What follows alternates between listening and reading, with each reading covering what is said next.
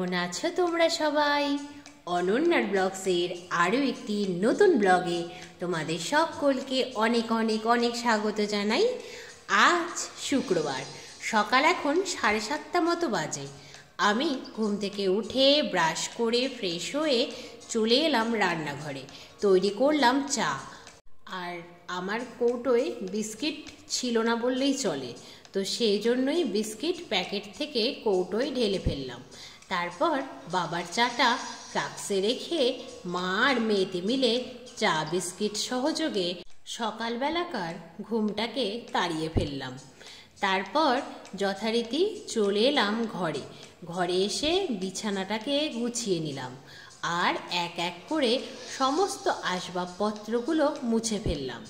মায়ের হাতের পরিস্থিতি বিশেষ ভালো নয়, এখনও অনামিকা আঙুলটা থেকে কষ গড়াচ্ছে, কারণ ওই পোর্শনটা এতটাই সরু ছিল যে ইমার্জেন্সিতে যিনি সেলাই করেছিলেন তিনি অংশটা ধরতেই পারেননি যে স্টিচ করে দেবেন। এই হয়েছে মুশকিল, ওই অংশটা থেকেই সমানে কষ গড়াচ্ছে। আর কি বলবো বলো, আমি তো সাহসে ভর করে আরও একবার ড্রেসিং করে দিয়েছি। কিসের কি কষ সেই গড়াচ্ছেই, আর ড্রেসিং করতে গিয়ে যে আমার আত্মারাম খাঁচা ছাড়া হওয়ার মতো পরিস্থিতি, সেটা আর বলার অপেক্ষা রাখে না। বাবা, যারা নার্স হয়, ডক্টর হয়, তাদের অনেক সাহসের প্রয়োজন। আমার মতো নার্ভাস মানুষ কখনোই নার্স বা ডক্টর হওয়ার ক্ষমতা রাখে না। সেই জন্যই তো নাম্বার থাকা সত্ত্বেও আমি কোনোভাবেই নার্সিং পড়ার চেষ্টাই করিনি, কারণ জানি সব কিছু সবার জন্য হয় না। আমি এই সব রক্ত, সেলাই এইসব দেখতে পারি না। এই সব দেখলে আমার নিজেরই কেমন নার্ভাস লাগে, মনে হয় যেন এই ঘটনাটা আমার সাথে ঘটেছে। মনেই হয় না যে যন্ত্রণাটা মায়ের হচ্ছে। আর কি বলবো, মঙ্গলবার দিন চেয়েছিলাম খুব করে ডক্টরের কাছে নিয়ে যেতে, আর অর্থোপেডিক ডক্টরের কাছে নিয়ে যাব না। এবার ভাবছি যার ডিপার্টমেন্ট বলতে সার্জেনের কাছেই দেখাবো। তো বালুরঘাটে যিনি ফেমাস সার্জেন রয়েছেন, ডক্টর হাসান সুবিদ, উনি এখন ছুটিতে আছেন। তো উনি নাকি শনিবারে আসবেন, বলতে আগামীকাল। তো আগামীকালই ভাবছি মাকে নিয়ে যাব ওনার কাছে। দেখি উনি কি বলেন। মা তো পুরো ডিটারমাইন্ড, যা পরিস্থিতি থাকুক না কেন, যেহেতু রবিবার এলেই পুরোপুরি 15 দিন হয়ে যাবে মায়ের এই দুর্ঘটনাটা ঘটার, সেই জন্যই নাকি ডক্টর বলবেন স্টিচটা কাটতে।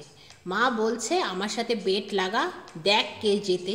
আমি বললাম কোনো বেটাবেটির দরকার নেই, আমি চাই তুমি সুস্থ হয়ে ওঠো, বাস এইটুকুই। আমি আর পারছি না, তোমার সব দায়িত্ব নিতে নিতে আমি অস্থির হয়ে যাচ্ছি। তাও তো সবজিগুলো কাটার দায়িত্ব সান্ত্বনা দিদি নিয়েছে, তাই বাঁচোয়া, নয়তো এর মধ্যে সবজি কাটতে হলে আমাকে হয়তো আর খুঁজেই পাওয়া যেত না। সত্যি একজন গৃহবধূ, আর বিশেষ করে যিনি একজন মা, তার পক্ষে যা যা করা সম্ভব, আমার মতো একজন সাধারণ মেয়ের পক্ষে তার 1% করাও বোধহয় সম্ভব নয়। এই এখনও 15 দিন হয়নি, এই 13 দিন মতো হয়েছে, তাতেই আমি অস্থির হয়ে গেলাম, আরও অস্থির হয়ে গেলাম। তার একটা কারণ রয়েছে, সেই কারণটি হলো আমার দুর্বলতা এখনও কাটেনি, এখনও আমার মাল্টিভিটামিনটা চলছে। ডক্টর বলেছেন আমার নিজেরই সুস্থ হতে 25 দিন মতো লাগবে। এই 25 দিন পরে আমি সুস্থ হব, তার আগেই তো মায়ের এই পরিস্থিতি হলো। নিজের শরীরটাকে টেনে নিয়ে চালাচ্ছি আমি, সেই জন্যই আমার ভোগান্তি আরও চরমে উঠে গেছে। কিন্তু হ্যাঁ, মায়ের এই অসুস্থতা আমাকে অনেক কিছু শেখালো। আমাকে নিজে গোটা সংসারে দায়িত্ব নিতে শেখালো, আমাকে মানুষ চিনতে শেখালো, কারা আপনজন আর কারা সত্যিকারেরই পর সেটা শেখালো। শুধুমাত্র রক্তের সম্পর্ক থাকলেই আর আত্মীয় হলেই যে আপনজন হয় না, সেটাও আমি বুঝতে শিখলাম। এমনকি যাদের ভাবতাম পর, এখন তারাই দেখছি আপনার মানুষের মতো প্রতিদিন নিয়মিত মায়ের খবর নিচ্ছে। এটাই তো প্রমাণ করে যে কে কার কতটা আপন। আমরা যেটা ভাবি সবসময় সেটা সঠিক হয় না। কখনো কখনো জীবনে আসা বড়সড় বিপদ বাস্তবটা চিনতে শেখায়, আবার আপন জনকেও চিনতে শেখায়।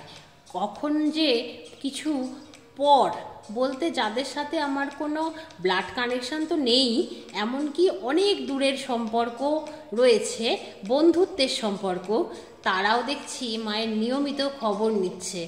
তখন তো মনেই হয় যে এরা আমার আপনার জনের থেকেও বেশি আপন। কারণ সবাই বলে যে খারাপ সময় চিরদিন থাকে না, কিন্তু খারাপ সময় যে খারাপ ব্যবহার করে তাকে চিরদিন মনে থাকে। হ্যাঁ, এখন তো আমি ভালোই বুঝতে পারছি কে আমার খারাপ সময়ে আমার পাশে এসে দাঁড়ালো, আর কে খারাপ সময়ে শুধুই ইগনোর করে গেল, একটা খবর পর্যন্ত নিল না।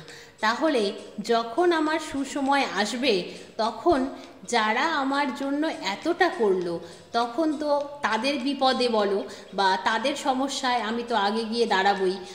আর যাদের জন্য আমি এতদিন প্রাণপাত করেছি, তারা একটা কিছু হেল্প চাইলেই ছুটে গিয়ে হেল্প করেছি, তারা তো দেখছি একটা খবর নেওয়ারও প্রয়োজন বোধ করছে না। তাহলে তারা আমার কিসের আপনার জন? শুধু আপন আপন বললে আপন হয় না, আপনার মতো কাজ করলে আপন হওয়া যায়। যারা একবার খবর পর্যন্ত নিল না যে আমার মা কেমন আছে, কারণ যার যার শরীরের কষ্টের ভাগ শুধু সেটা তারই। আমরা ইস আস উহু আহা করতে পারি, তার কষ্টের ভাগ তো নিতে পারবো না, কিন্তু অন্তত যদি কেউ আত্মীয় স্বজনরা খবর নেয়, তাহলে অন্তত মনে হয় হ্যাঁ আমি একা নই, কেউ আছে যারা আমার কেয়ার করে, আমাদের কেয়ার করে, আমাদের কথা ভাবে। আর তারা যদি আমাদের সামান্য খবর পর্যন্ত না নেয়, তাহলে এরকম আত্মীয় থাকার চেয়ে আমার মনে হয় একা থাকাই ভালো। কারণ এখন তো দুর্বল বেচারা মন মনে করে, বা এখন আর মনে করে না, এই 13 দিন আগে মনে করতো আমার এত আত্মীয় স্বজন আছে, কেউ না কেউ ঠিক আমার পাশে এসে দাঁড়াবে। কিন্তু এখন তো হাড়ে হাড়ে বুঝতে পারছি আমি একা, সেই আমি একাই, কেউ আমার পাশে এসে দাঁড়াবে না, কেউ না, কেউ না।